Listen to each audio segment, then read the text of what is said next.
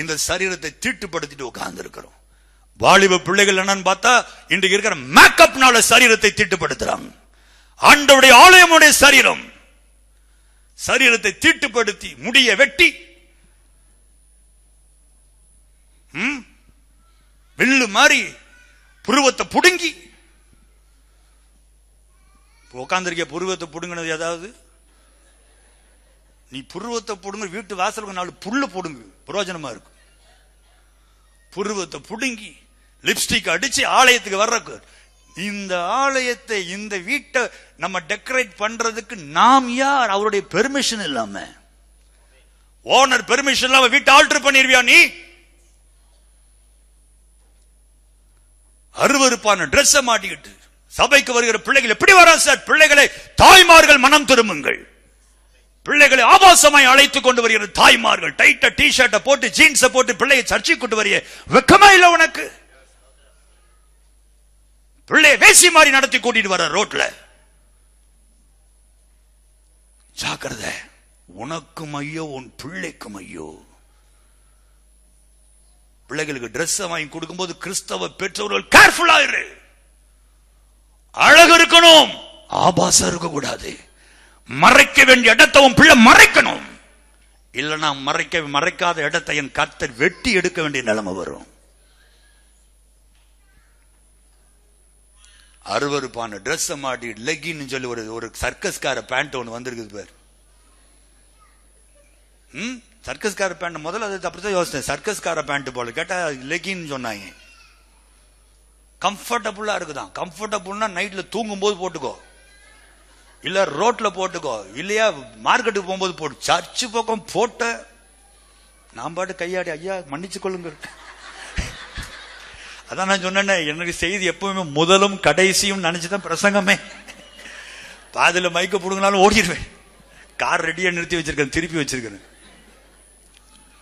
சர்ச்சில் ஒரு ஒழுக்கம் இருக்கணும். தேவ பிள்ளைகள் பார்த்த பன்றி குட்டிகளுக்கும் ஆட்டு குட்டிகளுக்கும் வித்தியாசம் இருக்கணும். நீ காலேஜில் படி, வெங்காயத்தில் படி, ஐடில ஒர்க் பண்ணு, எங்க வேணாலும் ஒர்க் பண்ணு. ஐடினா பெரிய கொம்பா? ஐடிக்கு போன உடனே ட்ரெஸ் மாறுது, ஐடிக்கு போன உடனே துப்பட்டா தூக்கி போட்டுருவீங்களா? வெக்கமா இல்ல? பெற்றோர்கள் சரியில்லை, பெற்றோர்கள் சரியில்லை. பெற்றோர்கள் விலை பேசப்பட்டாங்க. பிள்ளை 40,000 ரூபாய் சம்பளத்தை கொண்டு வந்து கொடுக்கிறா பிரதர், இப்படி எல்லாம் நான் கண்ட்ரோல் பண்ணா அவ்வளவுதான். பணத்திற்கு விற்று போட்ட பரிதாபத்திற்குரிய பெற்றோர்கள். ஆண்டவருக்காய் பரிசுத்தமாய் பிள்ளையை வளர்க்க ஒரு பெற்றோர் இல்ல சார். இன்னைக்கு பசங்களை பார்த்து அதை விட கேவலம். ஜீன்ஸை கிழிச்சு போட்டு அலையிறான். அதுல ஒருத்தன் சொல்ற, என்னப்பா கிழிஞ்சிருக்கு? இல்ல அங்கிள், எவ்வளவு கிழியுதோ அவ்வளவு மரியாதையும். இவனுக்கு இப்ப நம்மெல்லாம் கிழிஞ்சு போனா ஐயோ பாவன் பிச்சைக்காரனா பார்ப்போம். இதுல அது எவ்வளவு அது கிழிஞ்சிருக்குதோ அவ்வளவு மரியாதை. இது ஒரு பிச்சைக்கார சங்கம். ஒரு பிச்சைக்காரனை பார்த்து இன்னொரு பிச்சைக்காரன் மரியாதை கொடுக்குறான் பாரு. காதுல கடுக்கனை போட்டு அலையறான் சார். பேரை கேட்டா டேவிடுங்கிறான். முட்டாப்ப காதுல எது கடுக்கன் போடுவாங்க தெரியுமாடா உனக்கு? ஒன்னும் தெரியாது. இடுப்பு கீழே பேண்ட் தொங்கிட்டு இருக்குது. இப்போ இன்னைக்கோ நாளைக்கு ஐசியூல பேஷண்ட் இன்னைக்கோ நாளைக்கோ இழுக்கிற மாதிரி இந்த பேண்ட் எப்போ விழுமோ. ஒரு ஹோட்டல்ல சாப்பிட்டு இருந்தேன். ஒரு பையன் அவன் போனான், பில்லு கொடுக்க போனான். நான் அவனை பார்த்து பின்னாடி பார்த்து நான் போறான். அப்படியே எனக்கு பயம், அவுந்து விழுந்துருமோ. அந்த ஜீன்ஸ் அவ்வளோ கீழே. சரியா, நல்ல வேலை உள்ள ஒண்ணு போட்டிருந்தான். இவன் அங்க போயிட்டு இப்படி தூக்குற மாதிரி வச்சானா எனக்கும் சந்தோஷம். நல்ல வேலை பிள்ளை தூக்குது, பரவாயில்லன்னா அவ்வளவுதான். ஒரு 1/4 இன்ச்சு கூட தூக்கல. இப்படி பண்ணிட்டு வச்சுட்டு போயிட்டு அவன் பாட்டு போறான். பன்றிகள் செய்யலாம், ஆட்டுக்குட்டிக்கு இது ஆகாது. எல்லாவற்றையும் அனுபவிக்க உனக்கு அதிகாரம் உண்டு, ஆனால் எல்லாம் தகுதியா இராது. காரணம், நீ உன்னுடையவன் அல்ல, உன் சரீரம் உன்னுடையது அல்ல. தொட்டால் தேவன் கெடுப்பார்.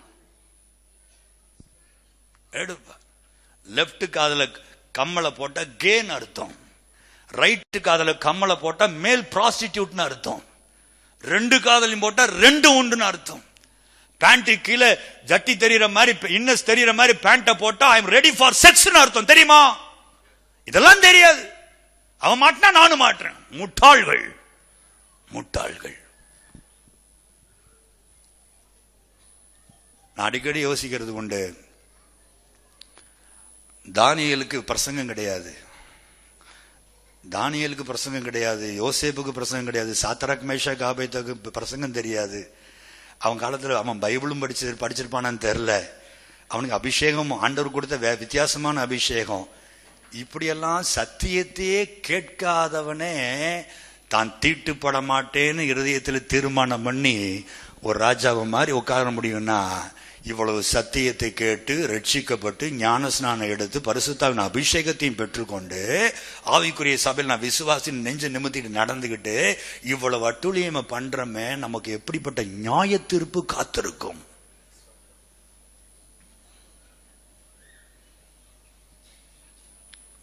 அல்லேலூயா.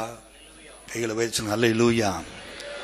உங்கள் சரீரம் தேவனுடையது, இது உங்களுடையது அல்ல. இதை டெக்கரேட் பண்றதுக்கு உனக்கு அதிகாரம் கிடையாது. வாலிப தங்கச்சி, இன்னையோட நிறுத்து.